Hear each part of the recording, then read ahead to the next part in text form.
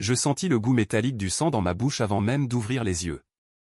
Mon cœur, qui avait cessé de battre il y a des mois, reprit son rythme effréné comme un tambour de guerre dans ma poitrine. Et là, dans le miroir brisé de l'appartement haussmannien où j'étais morte, je vis mon visage jeune, intact, figé dans l'instant précis où tout avait basculé, la nuit de notre mariage, quand mon mari m'avait empoisonné avec un sourire aux lèvres.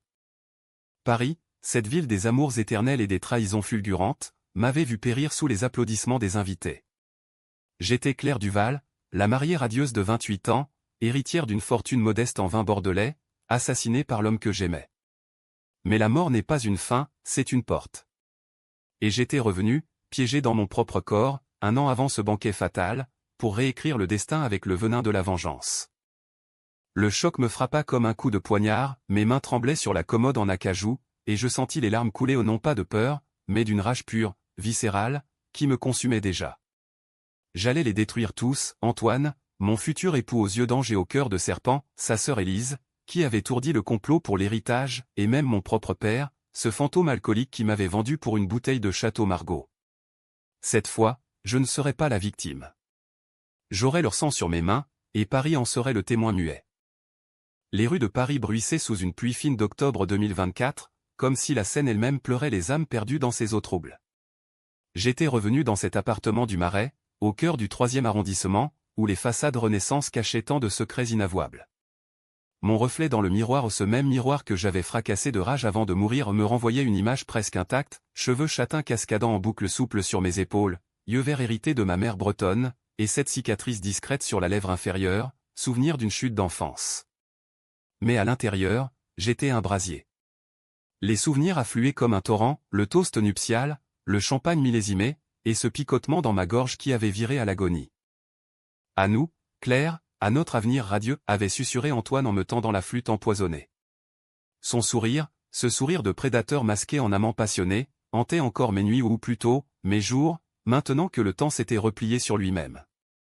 Comment étais-je revenu? Était-ce un miracle divin, une malédiction vaudou importée des colonies perdues, ou simplement le caprice d'une mort trop prématurée? Peu importait. La seule vérité qui comptait était celle-ci, j'avais été trahi, et je trahirais en retour. Je m'assis sur le lit king size, les draps de soie encore froissés de la veille au non, de l'année dernière, dans cette boucle temporelle infernale.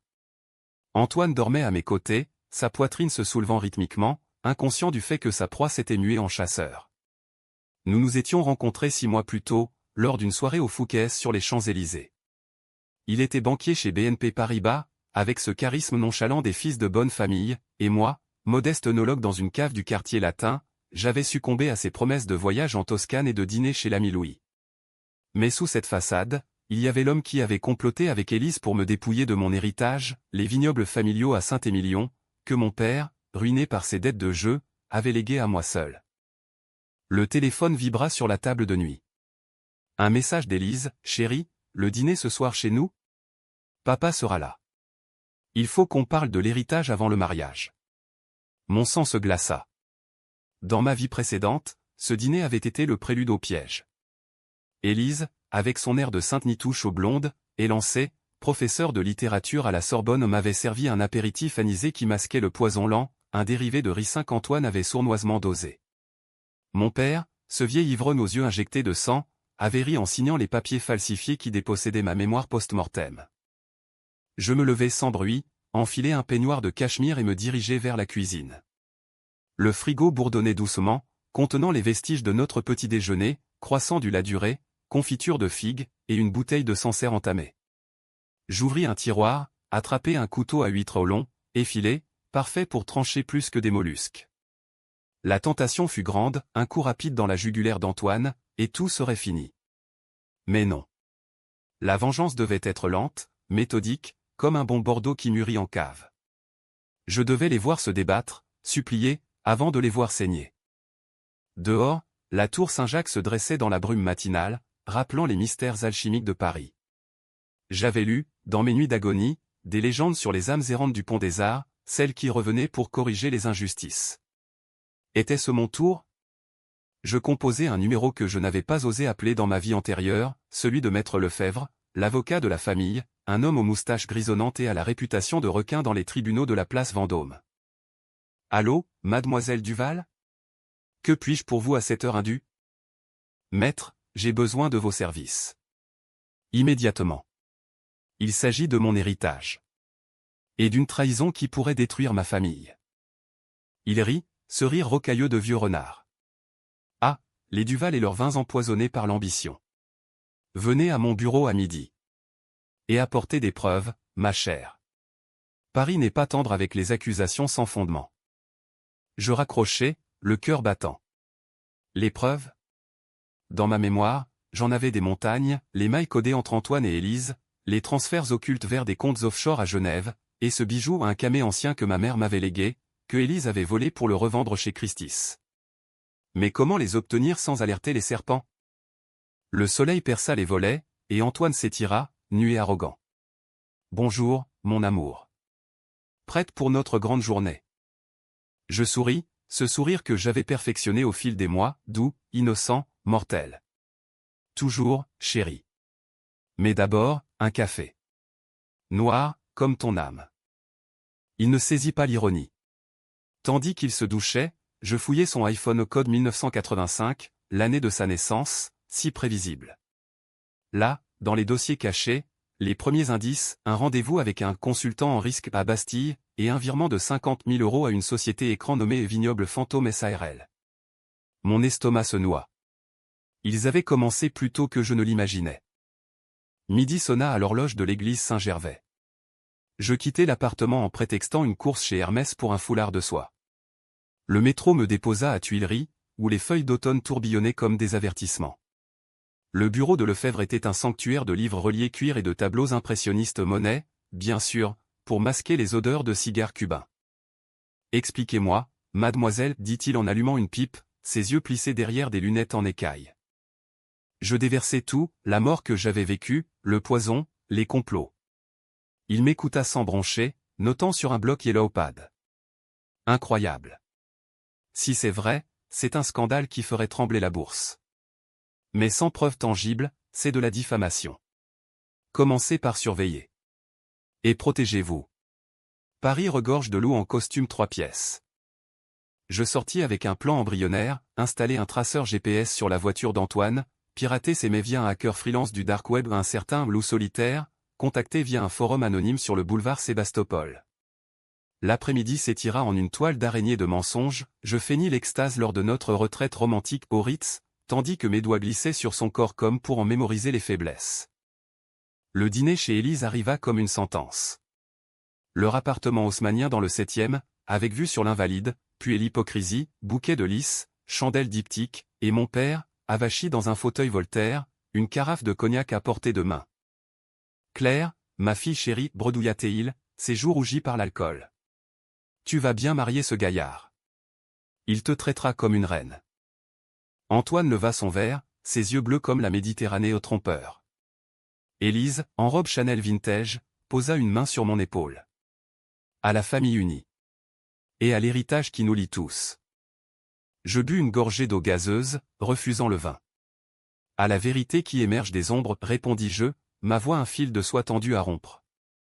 La soirée dégénéra en confession mièvre, mon père évoqua ma mère, morte d'un cancer quand j'avais 10 ans, et comment les vignobles étaient son seul legs.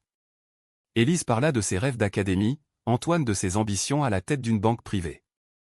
Mais sous la table, mon pied effleura le genou d'Antoine, un geste intime qui masquait ma haine. Plus tard, seul dans la nuit parisienne, je marchais le long de la Seine, les lumières des péniches dansant comme des feux follets. Un SDF me héla près du Pont-Neuf, et, mademoiselle, les morts reviennent toujours pour les vivants qui mentent. Était-ce un signe? Je lui glissai un billet de 20 € et pressai le pas. Les jours suivants furent un balai de duplicité. Je contactai loup solitaire, payant en bitcoin volé à l'app d'Antoine. Surveille tout, mais, appel, localisation. Sa réponse fut laconique, considère le fait. Mais souviens-toi, la vengeance est un miroir, elle te consumera autant qu'eux. Bientôt, les premiers fruits tombèrent. Antoine avait un rendez-vous secret avec un notaire à Neuilly, pour réviser le contrat de mariage. Élise, elle, avait posté une photo sur Instagram le camé de ma mère, légendé héritage d'une amie disparue. Mon sang bouillonna. Le piège se resserrait. Un soir, alors que nous dînions autour d'argent, avec vue sur Notre-Dame encore en reconstruction, Antoine me demanda en mariage. Le boîtier Cartier s'ouvrit sur un diamant de 3 carats, étincelant comme une larme gelée. Claire, veux-tu être mienne pour toujours? Dans ma vie précédente, j'avais dit oui avec effusion. Cette fois, mes lèvres formèrent un oui murmuré, mais mon esprit hurlait, pour l'éternité de ta chute. La bague au doigt, je sentis le poids de la chaîne. La vengeance commençait vraiment, infiltration, manipulation, et bientôt, destruction. Paris, ma belle perfide, serait le théâtre de ce drame shakespearien revisité à la sauce française avec du poison, des mensonges, et un twist qui ferait pâlir Dumas lui-même. Les préparatifs du mariage transformèrent Paris en un kaléidoscope de soieries et de perfidie. L'atelier de Vera Wang rue du Faubourg Saint-Honoré débordait de croquis, une robe en dentelle de Calais, cintrée à la taille, avec un décolleté plongeant qui faisait rougir les couturières. Je posais devant le miroir, feignant l'émoi, tandis qu'Élise ajustait les voilages. Tu seras sublime, Claire. Antoine ne pourra plus te quitter des yeux. Si elle savait. Dans mes veilles nocturnes, bercé par le ronron des métros sous le marais, je compilais les dossiers, captures d'écran de mai où Antoine et elle discutaient de l'élimination discrète des obstacles familiaux. Le ricin, importé via un contact à Marseille au Port-Franc pour les trafics en tout genre. Mon père, impliqué jusqu'au cou, avait accepté 10 000 € pour falsifier la procuration post-mortem. Loup solitaire m'envoya un rapport. Antoine avait rencontré un chimiste à l'Institut Pasteur, sous couvert d'une recherche sur les toxines végétales. Élise, de son côté, avait contacté un assureur pour une police vie sur ma tête 500 000 €, bénéficiaire, famille Duval-Uni. La rage me rongeait, mais je la canalisais en un plan machiavélique, divisé pour mieux régner. Je commençai par mon père. Un après-midi pluvieux, je l'invitai à la closerie des Lilas, là où Hemingway avait saigné son encre. Il arriva titubant, son pardessus taché de vin rouge. « Qu'est-ce que tu veux, gamine ? Ton fiancé paie déjà mes factures. »« Assez, papa. Je sais pour les vignobles. Et pour l'argent d'Élise. » Ses yeux s'écarquillèrent, puis il ricana. « La vie est dure, Claire. Ta mère est morte, les dettes s'accumulent. Antoine est un bon gars, il gérera tout. » Je glissai une enveloppe sur la table, photo floue de lui sortant d'un casino à Anguien, datée de la semaine dernière. Ou bien tu me dis tout, ou ces clichés atterrissent chez les tabloïds. Le Figaro adore les chutes de familles nobles. Il craqua comme un château de cartes. Entre deux gorgées de Calvados, il avoua, Élise l'avait approché un an plus tôt, promettant de racheter les dettes contre une signature. Antoine avait fourni l'argent, issu d'un prêt frauduleux à la banque. C'était pour ton bien, ma fille. Il disait que tu étais trop naïve pour gérer les vignes. Naïve? J'avais passé ma vie à cultiver ces cèpes, à sentir la terre humide de Saint-Émilion sous mes ongles. Rentre chez toi, papa. Et prie pour que je te pardonne un jour. Il partit, voûté comme un fantôme. Ce soir-là, je confrontai Antoine avec subtilité. Au lit, après l'amour un rituel que je supportais pour maintenir l'illusion, je murmurai, ton rendez-vous à l'Institut? C'était pour une surprise, n'est-ce pas? Il se raidit, puis rit. Toujours curieuse, mon amour. Oui, un cadeau pour toi. Quelque chose de éternel. Éternel. Le mot me donna la nausée. Au lieu de creuser, je pivotai, et si on invitait ton cousin Julien au mariage? Il est si jaloux de toi, ça pimenterait les choses. Julien, le mouton noir de la famille, avocat raté, accro au jeu, qui haïssait Antoine depuis l'enfance. Parfait pour semer le doute. Les semaines filèrent en un tourbillon, essayage chez Dior, dégustation chez Berry Bros et Rude, et des nuits où je rêvais de ma mort, le banquet au Georges V, les invités masqués en smoking Armani, et ce dernier râle étouffé dans les fourreaux de ma robe. Élise organisa un enterrement de vie de jeune fille à Deauville, casino, champagne d'homme Pérignon, et un stripteaseur qui ressemblait à un gigolo de Pigalle. Ivre de bulles, elle se confia, Antoine est ambitieux, tu sais. Les vignes. Ce sera notre empire. Ton père est d'accord. Je feignis l'ivresse, riant aux éclats. Notre empire? Tant que l'amour y règne. Mais intérieurement, je notais, elle avait bu 3 coupes de trop, et son téléphone vibra à un message d'un P, Ricinus Communi livré. Discrétion assurée. P pour Philippe, le chimiste. Le puzzle se complétait. Mon premier coup d'éclat fut discret, un mail anonyme à Julien, avec extrait des transactions. Ton cousin te vole. Joins-toi à moi pour le stopper. Il répondit en 4 cas, rencontrons-nous. Café de Flore, demain. Là, sous les portraits de Sartre, il exposa sa haine, Antoine l'avait ruiné en le faisant accuser de fraude il y a 5 ans. Je suis ton allié, Claire. Qu'est-ce que tu proposes? La ruine. Légale, d'abord. Puis. Plus sombre. Nous scellâmes l'alliance d'une poignée de main ferme. Julien avait accès aux archives bancaires, moi, à la maison. Bientôt, un audit fictif révéla des irrégularités, 200 000 € détournés vers un vignoble fantôme. Antoine paniqua lors d'un dîner au Taïwan. Qu'est-ce que c'est que cette histoire d'audit? Lefebvre me harcèle. Je posai ma fourchette, un sourire serein. Peut-être que le passé rattrape les menteurs, chérie. Ses yeux s'assombrirent au soupçon. Peur? Il me serra la main trop fort. Ne me fais pas confiance, Claire. Ça pourrait mal finir. La menace plana comme un corbeau sur la cathédrale. Cette nuit, je cachai une lame sous l'oreiller. Le sommeil fut agité, vision de ma gorge se nouant, de bulles de sang sur la nappe en lin. Le lendemain, twist inattendu, Loup Solitaire envoya une vidéo. Élise, dans un motel sordide près de la porte de Clignancourt, en rendez-vous avec un homme masqué. Il parlait des assurances vie et de doses létales. Mais l'homme. Ce n'était pas Philippe. C'était mon père. La trahison s'approfondissait, un puissant fond. Paris, avec ses boulevards haussmanniens et ses catacombes oubliées, semblait conspirer avec moi. J'accélérais, invitation falsifiée pour un dîner prénuptial chez Maxims, où je droguerais leur verre pas pour tuer, pas encore, mais pour extraire des confessions enregistrées. La tension montait, électrique comme un orage sur Montmartre. Antoine devint distant, Élise suspicieuse. Mon père m'évita. Et moi? J'étais la tempête en gestation, prête à engloutir leur monde factice. Un soir, seul sur le balcon, cigarette aux lèvres vices repris de ma vie passée, je vis les lumières de la ville clignoter comme des signaux. La vengeance n'était plus un fantasme, c'était une symphonie, et le premier mouvement approchait de son crescendo. Le printemps 2025 enveloppa Paris d'un voile de cerisier en fleurs, mais pour moi, c'était le manteau du deuil anticipé. Le mariage était fixé au 15 juin, au château de Vaux-le-Vicomte, ce joyau baroque où Fouquet avait vu son destin basculer sous Louis XIV, ironie suprême pour des traîtres modernes. Les invitations, gravées sur vélin crème, portaient nos noms enlacés, Antoine de la Roche et Claire Duval. Mais sous le papier, mes ongles avaient griffé le destin.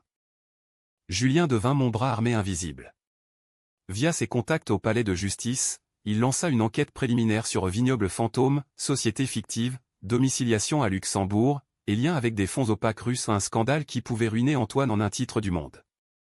Patience, me conseillait-il lors de nos rendez-vous clandestins au Procope, le plus ancien café de Paris. Frappe au cœur, pas à l'ego. Mais la patience était une vertu que ma résurrection avait érodée. Les nuits, je revivais ma mort, le banquet, les rires étouffés, le prêtre rappelant que dans la mort, Dieu pardonne. Dieu? Il m'avait laissé crever, c'était à moi de juger. Élise commit sa première erreur, un appel intercepté par Loup Solitaire. Père, la dose doit être précise. Pas de traces. Claire signe les papiers demain. Mon père, voix pâteuse, je m'en occupe. Pour l'héritage. Je confrontai papa dans son studio miteux de Belleville, entouré de bouteilles vides et de toiles inachevées où il prétendait être artiste pour justifier ses vices. Tu vends ta fille pourquoi? Une part des vignes? Il se leva, chancelant. C'est pour nous sauver. Antoine paiera les dettes, Élise gérera le domaine. Toi, tu seras heureuse. Heureuse? Je le giflai, la paume brûlante. J'ai vu l'enfer, papa. Et c'est toi qui m'y as poussé. Il s'effondra, pleurant comme un enfant. Pardonne-moi. Élise m'a menacé. Avec les photos de mes faiblesses. Photos? De ses dettes, ou pire? Il avoua, un accident 10 ans plus tôt, une maîtresse enceinte qu'il avait fait avorter illégalement, Élise avait les preuves. Elle est un démon, Claire. Sauve-toi. Trop tard pour les regrets. Je le forçai à signer un affidavit, témoignage contre elle, promettant silence en échange de désintox. Ou je te livre à la police pour complicité de meurtre. Il signa, tremblant. Un pion de moins. Avec Antoine, la danse devint périlleuse. Lors d'une réception au Crillon, entouré de diplomates et de mannequins en Givenchy, il me glissa à l'oreille, « Tu changes, Claire. Plus. Froide. » Les fiançailles font ça, répondis-je, effleurant son col. Mais mes yeux scrutaient la salle, un homme en costume gris, le consultant en risque, sirotant un whisky. Plus tard, dans la suite, il me plaqua contre le mur, passionné, possessif. Ne me trahis pas, amour. Je te détruirai. La menace me galvanisa. Tandis qu'il dormait, je clonais son ordinateur, dossier sur moi, analyse sanguine falsifiée pour simuler une maladie héréditaire, justifiant une clause d'héritage. Et un fichier crypté, plan B aussi elle résiste. Le décryptage par loup solitaire révéla l'horreur, non seulement le poison, mais un alibi parfait au voyage en Suisse pour traitement, où mon corps serait découvert comme suicide. Twist, Élise n'était pas sa sœur. Adoptée, oui, mais amante. Inceste caché, pour consolider l'empire familial. La nausée me submergea. Leur fraternité était un voile sur une luxure perverse, alimentée par l'héritage. Paris, ville des amours interdites, abritait ça sous ses ponts illuminés. Je décidai un coup d'éclat controversé, ruiner la réputation d'Élise avant le mariage. Via un faux compte sur X, ex-Twitter, je liquais des rumeurs aux profs de la Sorbonne impliqués en chantage familial, boostés par des bots payés en crypto. Les collègues murmurèrent, un article dans Le Parisien suivi, scandale académique. Elle me confronta au téléphone, voix hystérique, « C'est toi, salope ? Tu vas payer. » Pourquoi ? La vérité ? Je raccrochai, savourant sa panique. Antoine suspecta, bien sûr. Lors d'une balade en bateau-mouche sur la Seine, sous les arches du pont des Arts, il me serra le bras. Arrête tes jeux, Claire. Ou le mariage saute. Et si c'était déjà mort, répliquai-je, osant le regard. Il blêmit. Cette nuit, je trouvai une seringue dans sa mallette ricin pur. Je la subtilisai, la cachai dans mon sac. Le père Lefebvre appela, j'ai les papiers. Demande de divorce pour fraude, plus plainte pour tentative de meurtre. Mais c'est risqué. Les Duval ont des amis haut placés. Je prends le risque, dis-je. Décision controversée, impliquer la justice, ou la contourner par le sang ? Pour l'instant, la loi serait mon scalpel. Julien organisa la contre-attaque, faux documents bancaires montrant Antoine en blanchiment. Envoyé anonymement à la brigade financière. La tension culmina à l'enterrement de vie de garçon d'Antoine, que j'espionnais via un micro dans son verre. Au Crazy Horse, rire gras, escort en lingerie, à Claire, la mariée empoisonnée. Ils trinquèrent, moqueurs. Mon cœur se brisa au nom de jalousie, mais de fureur. J'envoyai la vidéo à Élise, anonyme, ta famille rit de toi. Elle craqua, appelant Antoine en pleurs. J'écoutais via l'app, elle sait. On annule ? Non. On accélère. Le banquet, dose double. Le piège se refermait sur eux. Moi ? J'étais l'araignée, patiente, affamée. Paris bruissait de secrets, un meurtre raté à Montparnasse, un amant éconduit jeté dans la Marne. Ma vengeance s'inscrivait dans cette tapisserie noire. Mais un doute me rongeait, et si je devenais pire qu'eux ? Le château de Vaux-le-Vicomte se dressait comme un mirage sous le soleil de juin, ses jardins à la le nôtre taillés en labyrinthe parfait, métaphore de nos vies emmêlées. Les invités affluaient, banquiers en tailleur Brox Brothers, aristocrates parisiens au collier de perles, et même un ministre de la Culture, sourire plaqué sur un passé sulfureux. Mon père, sobre pour l'occasion forcé par ma menace, trônait à la table d'honneur, évitant mon regard.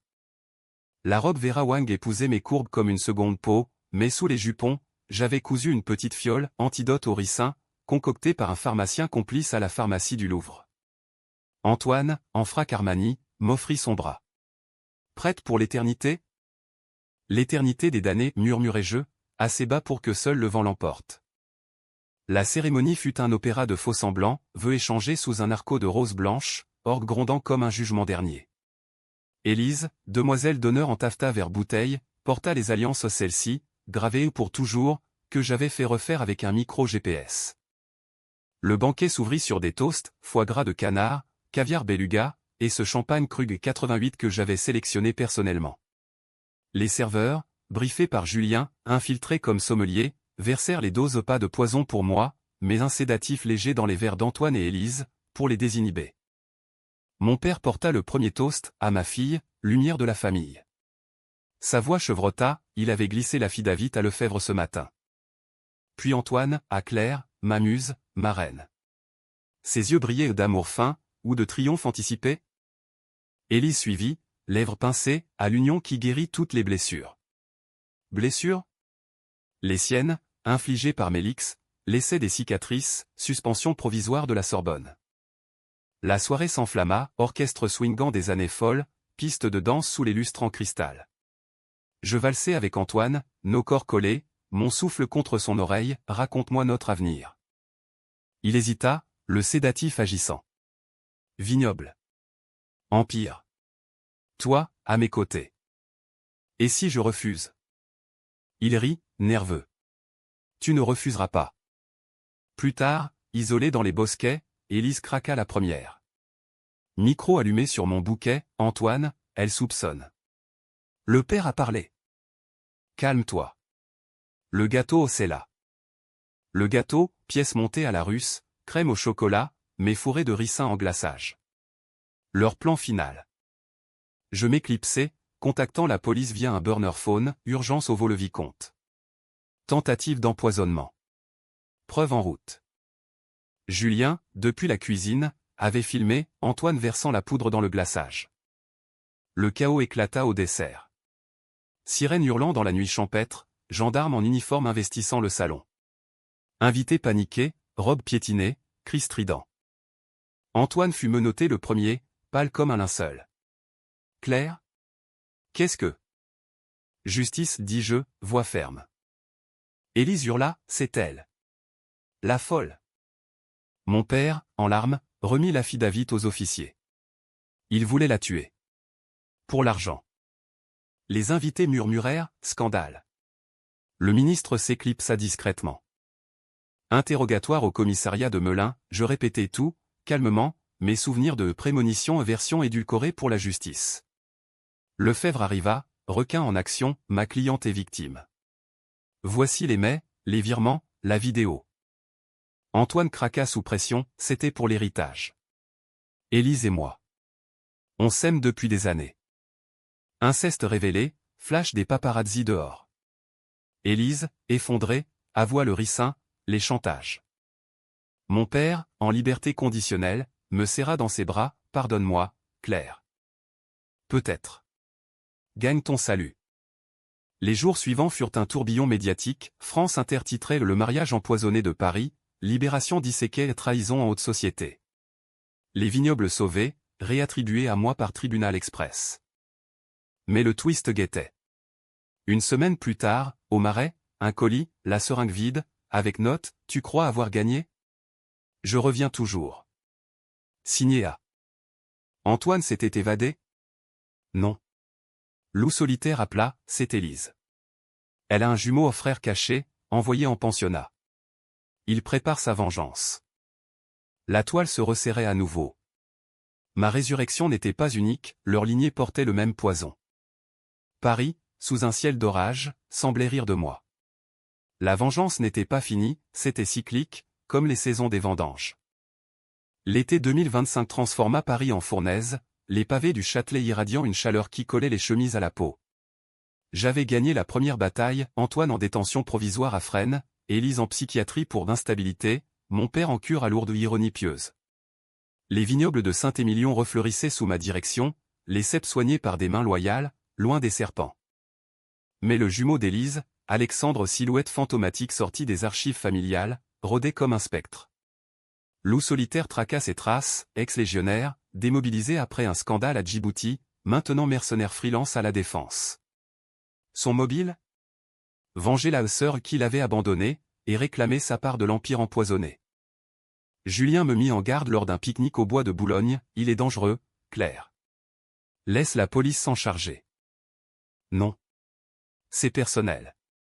décision controversée, chasser le loup moi-même, arme au poing à un Beretta 92 emprunté à un contact de Julien, illégal mais nécessaire. Les nuits devinrent veilles armées. Mon appartement, barricadé, résonnait d'échos, bruit de pas dans l'escalier, ombre sur les rideaux. Paris, la nuit, révélait ses crocs, dealer au métro Barbès, pute sous les néons de Pigalle, et maintenant, un assassin en veste de cuir. Le premier contact fut un mot glissé sous ma porte, « Tu as tué ma sœur. Je te rendrai sa douleur. » Suivi d'une photo, Élise en cellule, yeux fous. Je répondis par un piège, un message falsifié, rencontre au Père-Lachaise, minuit. Seul. Cimetière mythique, où Jim Morrison et Oscar Wilde dormaient d'un sommeil éternel, cadre poétique pour un duel. La lune baignait les tombes en marbre d'une lueur spectrale quand il apparut, grand, balafré, yeux comme ceux d'Élise vert poison. Claire Duval. La ressuscité. Je sursautai. Tu sais? Il ricana, couteau à la main. Élise m'a tout dit. Ton retour à un délire, ou sorcellerie bretonne? Peu importe. Tu paies. La lame siffla, je roulai derrière une stèle de Balzac. Le Beretta tonna aux premières balles dans l'épaule. Il grogna, chargeant. Lutte au sol, ongles enfoncés, souffle rauque, terre humide sous nous. Pourquoi, haltai-je, le plaquant? Pour la famille. Tu nous as volés. Volés? Vous m'avez assassiné. Twist final, il murmura, agonisant, Antoine. N'était pas le cerveau. C'était papa. Il nous a tous manipulés haut pour les vignes, pour l'argent. Élise et moi. On était ses pions. Mon père? Le vieil ivrogne, cerveau du complot? Les pièces s'emboîtaient, ses faiblesses, les chantages, l'accident caché un meurtre pour couvrir un autre. Alexandre expira, un sourire tordu. Je cachai le corps dans un caveau vide, décision ultime, controversée, pas de justice, juste silence. Aube sur le cimetière, je rentrai, brisé mais libre. Appel à Lefebvre, inculper mon père. Preuve en approche. Le procès fut un cirque, palais de justice bondé, flash, témoignage. Mon père, menotté, pleura, pour te protéger, Claire. Les autres étaient fous. Mensonge. Condamnés à perpétuité pour meurtre et fraude. Antoine et Élise, complices, prirent 20 ans. Julien devint mon associé aux vignes, loup solitaire, un allié anonyme. Fin automne, sur les quais de Seine, un verre de mon Pomerol à la main, je regardais les lumières danser. Ressuscité, j'avais vengé mon sang. Mais le prix? Une âme noircie, des nuits hantées. Était-ce un happy end? Non, une renaissance. Paris m'avait tué, Paris m'avait rendu plus forte. Et si la mort revenait? J'étais prête. La vengeance achevée, je vivais vraiment, pour la première fois.